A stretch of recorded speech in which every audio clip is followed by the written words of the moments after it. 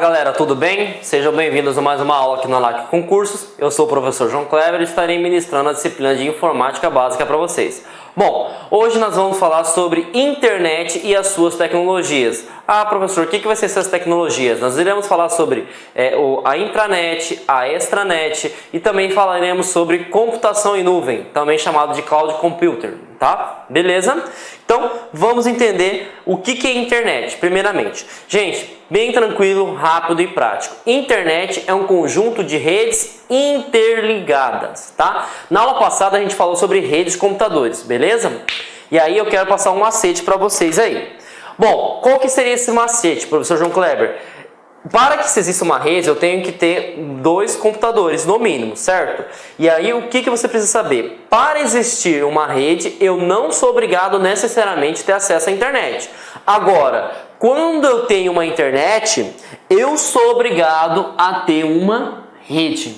Então, ó, pegadinha de concurso público aí. Uma internet não depende de uma rede. Claro que não. Por quê? Porque a definição da internet já é isso, um conjunto de redes interligadas. Da onde que vem isso, professor? É o seguinte, ó. Inter vem de interligadas e net vem de rede, então redes interligadas. Então, para que exista a internet, eu preciso que as redes estejam interligadas. E aqui tem um exemplo bem prático no nosso desenho. Aqui nós podemos ter várias redes, né, espalhadas pelo mundo, que através da internet conseguem estabelecer comunicação. Beleza? Então, conseguimos compreender então aí que internet é um conjunto de redes interligadas. E para que exista a internet, eu preciso de ter redes. Beleza? Tranquilo? Então, vamos entender agora como que se dá o funcionamento da internet. O funcionamento da internet se dá através dessa ilustração aqui, gente. A primeira ilustração seria o PC, mas eu poderia muito bem estar utilizando, por exemplo, uma Smart TV, eu poderia estar utilizando um tablet, tá? Então aqui eu posso ser qualquer dispositivo de rede em si, tá? Dispositivo de rede. Esse dispositivo, ele vai entrar em contato com o seu provedor de acesso à internet. Aí, vai, por exemplo, se ele estiver utilizando banda larga, né, ele vai precisar da telefonia. Se ele estiver utilizando satélite, vai ser da sua empresa de satélite, né? Se for a rádio, a mesma coisa, né? Uma vez que o provedor, né, liberou o acesso, esse provedor ele vai entrar em contato com o backbone. E aí eu quero que vocês gravem isso aí. Backbone é a central da internet, tá?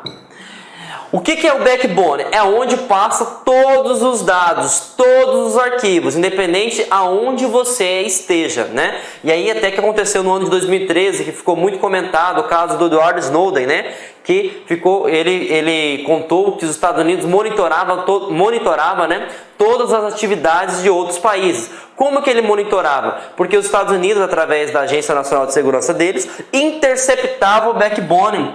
Porque o backbone, né, da internet fica localizado nos Estados Unidos da América. Beleza? Então, por isso que eles tinham acesso a toda e qualquer informação. Porque eles interceptaram, né, o backbone. E, consequentemente, eles tiveram acesso às informações de forma privilegiada. Mas vamos seguir o funcionamento da internet. Então, eu quero abrir o Facebook, vou solicitar o meu provedor de acesso. Meu provedor de acesso autorizou. Vou chegar no backbone, que é uma central, é onde que vai organizar, né? E aí, essa central vai verificar o seguinte: o servidor do Facebook está localizado, vamos supor, nos Estados Unidos. Então ele vai buscar acesso à informação, vai buscar o meu perfil e ele vai fazer o processo inverso. Ele retorna a informação para o backbone retorna para o provedor e o provedor traz para mim no meu computador. Tudo isso em questão de milésimos de segundo. A gente não percebe isso, tá? Mas toda vez que você solicita alguma coisa, tem todo esse tráfego, todo esse ciclo a ser feito. Então, o computador solicita para o provedor autoriza, entra em contato com o backbone vai verificar onde a informação está hospedada, localizou a informação, retorna até chegar no usuário. Toda vez, toda e qualquer ação que você utiliza através da internet, segue esses passos a passos aí. Beleza? Bom, e aí, o que vocês precisam saber, né? Eu falei na aula de rede de computadores, né, na aula anterior, que protocolos é um tipo de linguagem em que todos os computadores entendem. É como se fossem regras, né? E aí, essas regras agora a gente vai começar a falar quais são as principais. Por exemplo, eu citei que protocolos é como se fosse a Constituição Federal, né? Humanamente, por exemplo, para um advogado é impossível ele decorar todas as leis, mas existem leis que eles precisam saber porque sempre vai cobrar, né?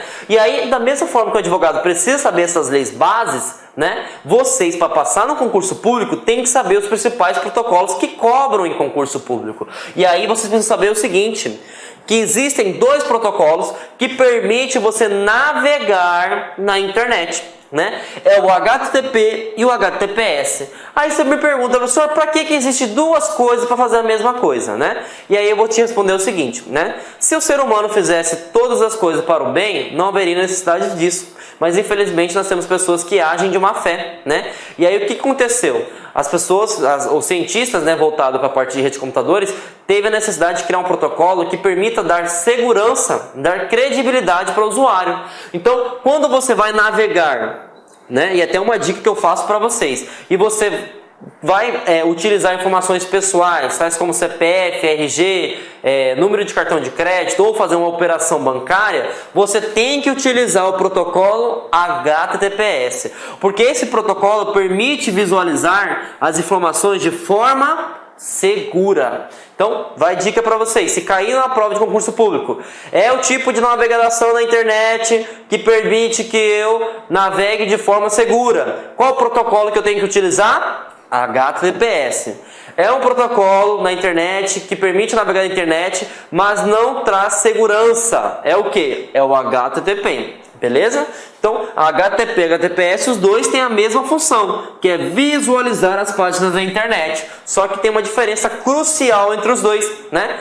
Que um é seguro e o outro não. Aí você me pergunta o seguinte, professor João Kleber, todo site tem que utilizar o protocolo HTTPS? Não, galera. Aí você fala assim, mas como é que eu vou navegar seguro na internet? É o seguinte, quando você utiliza o protocolo HTTPS, é da mesma forma que você estivesse utilizando, por exemplo, né, um cartório para certificar uma autorização sua. Ah, como assim? Quando você tem um protocolo HTTPS, existe uma AC, né, uma empresa por fora, que está falando o seguinte, esse site é confiável, você pode navegar tranquilamente. E isso gera custo, né? Então, em todo site não precisa ser HTTPS, desde somente, né, todavia, se ele cobrar de você informações pessoais, informações bancárias, aí sim ele tem que ter um HTTPS. Por quê? Se alguém tiver acesso ao seu código do cartão, ou se alguém tiver acesso, por exemplo, ao seu CPF, ele pode fazer muitas coisas, né? Então, toda vez que você interage com o site, o que é interagir? Fornecer informações,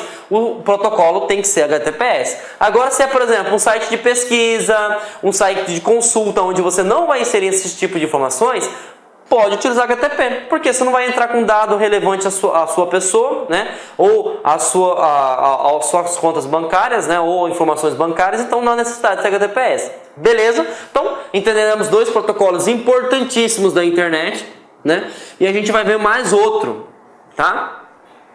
Qual que é o outro que sempre cai em concurso público? O FTP. Tá? O que é o protocolo de FTP? É um protocolo de transferência de arquivos. Por exemplo, você quando vai abrir, por exemplo, uma internet, você não vai fazer um download, né? Lembrando, eu não sei o que é download não, professor. Download, simplesmente você vai baixar um arquivo. Só que você, por exemplo, pode enviar um arquivo numa rede social, por exemplo, vou enviar uma foto para um amigo meu que está lá no Japão, né? Então, eu vou fazer um upload. O que é um upload? Você vai subir o seu arquivo. E quem gerencia isso é o FTP. Certo? Então, quem faz o gerenciamento de transferência de arquivos, tanto para envio para recebimento de arquivos, né, é o FTP. Ele que controla o download e o upload. Beleza? Então, isso cai em concurso público e vocês têm que saber sobre isso. Beleza? O próximo protocolo que sempre cai em questão de provas, né, de protocolos da internet é o SMTP. O SMTP é questão de envios de e-mails. Por exemplo, vamos supor que caiu o seguinte, o analista, né, ou o técnico de informática da empresa tal visualizou que as pessoas estavam perdendo muito tempo na empresa, perdendo produtividade, porque viviam mandando e-mails, né? E aí o que acontece? Eu quero bloquear, por exemplo, que as pessoas enviem e-mails, né? E aí então o que você vai ter que fazer? Você vai ter que bloquear um protocolo chamado SMTP, porque é esse protocolo, né, que permite que você envie e-mails, beleza? Então, entendemos o conceito aí de internet, que é um conjunto de redes interligadas, né, na qual você pode fazer inúmeras aplicações, o uso de rede social, uso de e-mails, né, uso de transferência de arquivos, e aí a gente tem que estar preparado para a questão desses protocolos, né, que eles cobram, que é o HTTP e o HTTPS, que permite navegação na internet. Qual que é a diferença? Só lembrar do S, o S-Security, que seria segurança, né? E aí nós temos também outros dois protocolos muito importantes que caem em prova, FTP, transferência de arquivos, e nós temos também o SMTP, que é o protocolo de envio de e-mails. Beleza? Entendemos, agora a gente vai entender como que funciona a internet, tá? Bom, gente, vamos entender como que funciona a internet em si. Primeiro, o HTTPS, acabamos de ver, que simboliza, né, que esse site, que é o site nosso, né, da LAC Concursos, ele é um site seguro. Ah, professor João Kleber, como que eu sei que é um site seguro? Porque ele está utilizando o protocolo HTTPS, beleza? Depois dessa informação do HTTPS, vem essa informação aqui, www. Toda vez que tiver o www, significa que você está na internet. Ah, professor, então toda vez que eu digitar www significa que eu estou na internet? Sim, porque www significa World Wide Web, rede de alcance alcance mundial. Então, toda vez que tiver www, eu sei que é World Wide Web, que significa rede de alcance mundial. E aí, vamos entender uma coisa. Depois vem um ponto. Deu ponto, vem isso aqui, ó. LAC Concursos, tá? Isso aqui se chama nome de domínio, tá? Isso cai em concurso público, tá? O que é um domínio, professor João Kleber? É um endereço na internet. Por exemplo, LAC Concursos tem corretamente o nome do domínio igual. Só que já caiu em prova de concurso público. Pegadinha. Por exemplo, eu vou utilizar o Banco do Brasil, tá? O Banco do Brasil tem como domínio bb.com.br. Certo? E BB é o nome do Banco do Brasil? Não. Então, não necessariamente eu sou obrigado a colocar, né, o nome da minha empresa igual o nome do domínio. Primeiro que eu tenho que verificar se tem disponibilidade. Então, pegadinha de concurso aí. Não é porque o nome da minha empresa é LAC Concursos, por exemplo, que eu vou colocar, por exemplo, como LAC Concursos no meu domínio. Eu poderia muito bem colocar o seguinte, lac.com.br. Beleza? Então, fiquem atentos aí. .com. O que é o .com, gente? É o tipo... Deixa eu apagar o www, que vocês já entenderam quem acessa a internet, né? O que seria o .com? O .com ele vai fazer referência que tipo de domínio é. Tá? Que tipo de domínio é. E a gente vai ter um slide que eu vou falar para vocês quais são os principais domínios, tá? Então, calmem aí que eu vou explicar melhor mais lá na frente. E o BR aqui, né, vai falar sobre a nacionalidade. Então, se é BR é o quê? Brasil. Se é PT, né, Portugal. E assim em diante. Então, isso aqui é você entender como é que funciona o endereço na internet. Então, aqui a primeira coisa que vai falar qual que é o protocolo que está sendo utilizado, né? Ou vai ser o HTTP ou o HTTPS. Lembrando que se for HTTPS ele é seguro, né? Depois ele vai estar www, que significa que você está na internet, porque www significa World Wide Web. Perfeito? Uma vez que a gente entrou no www, vai ter o nome do domínio. O que é o nome do endereço? O que é o nome do domínio? É o endereço em si do seu website, tá? E aí, lembrando, não é porque o nome da empresa se chama LAC Concursos, né, que eu vou ter esse nome de domínio. Aí vai depender se tem a disponibilidade ou se você também quer colocar esse nome. O exemplo que eu dei, citei bem tranquilamente, que é o do Banco do Brasil, que é bb.com.br. Depois que você, né, colocou o nome do domínio, você vai falar o tipo de domínio que você quer, que nós vamos ter um slide só falando sobre os tipos de domínio, né? E por último, no final da URL, né, você vai ter a nacionalidade do site em si. Beleza? Então, já que eu falei sobre o tipo de domínio, a gente vai entender agora. Isso cai em concurso, tá, gente? Quais são os tipos de domínios que existem? Por exemplo, se eu tivesse o domínio LAC, né? Como na verdade eu tenho, né? lacconcursos.com.br. Eu estou falando que esse tipo de domínio é comercial. Por exemplo, vamos falar do Exército, né? Ou da Polícia Civil, por exemplo. Vamos imaginar que seja a Polícia Civil de Mato Grosso. Eles poderiam ter um site chamado www.policiacivil.mt.mil.br. Porque mil significa militar, tá? E edu, né? Por exemplo, vamos pegar uma instituição aí, uma instituição, por exemplo, ufmt.edu, né, .br, ou podemos pegar unic.edu.br, porque eu sei que é uma instituição educacional, né? Gov, por exemplo, prefeituras ou o próprio órgão público que vocês vão passar, se Deus quiser, né? Governamental, beleza? Repeti Edu aqui, cancela. Net seria aplicações para a internet, tá? Para internet, beleza? E int, professor João Kleber, int é internacional. Então a gente viu aqui, né? Faltou um que é bem interessante. Eu acredito que eu devo ter esquecido aqui. Org, que cai em concurso público.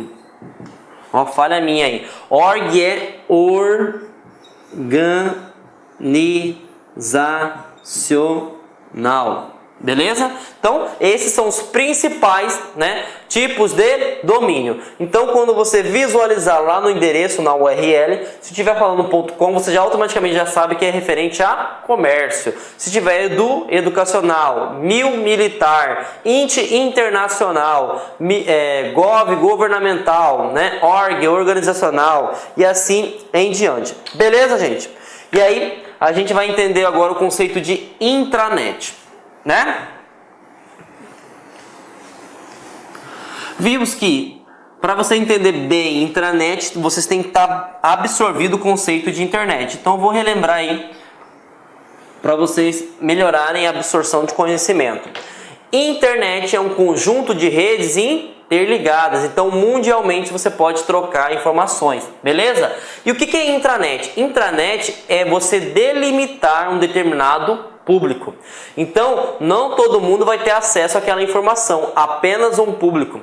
Então, o que seria a intranet? É um espaço restrito a um determinado público. Então, o que eu preciso gravar para alcançar êxito na prova de concurso público? Internet é geral, é todo mundo, é um conjunto de redes interligadas, né?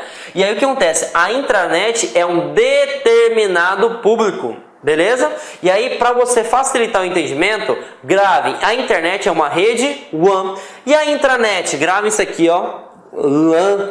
Porque LAN você sabe que é local. Nem todo mundo tem acesso, tá? Então, utilizado para compartilhamento de informações restritas. Geralmente utilizado em servidores locais, instalados na empresa somente. Beleza? Então, internet é um conjunto de redes interligadas, né? E intranet seria como se fosse local, só delimitado para um determinado tipo de público. Beleza? Tranquilo? E aí o próximo conceito que nós vamos aprender, galera, é o extranet. Tá? Professor, que é isso? Eu nunca ouvi falar na minha vida, tá? E aí eu vou passar um macete que vocês vão lembrar pro resto da vida de vocês. Extranet eu apelidei, né, como elo. Elo de quem? Ele é o elo da LAN com, né, a WAN. Como assim, professor João Kleber? O que acontece? Isso aqui é a empresa. Vamos supor, né, que o seu chefe, né, o superintendente do órgão, né, ele está numa viagem, vamos supor, no Japão, e ele precisa acessar, né, os arquivos do órgão para tomar uma decisão, né? E aí o que acontece? O que ele vai fazer? Ele vai acessar uma extranet. O que é essa extranet? É uma rede, né? É onde você consegue acessar de um outro local do mundo, de uma outra intranet, através da internet, a sua rede, de forma segura. Então o que seria a extranet? É um elo, né, entre duas intranet.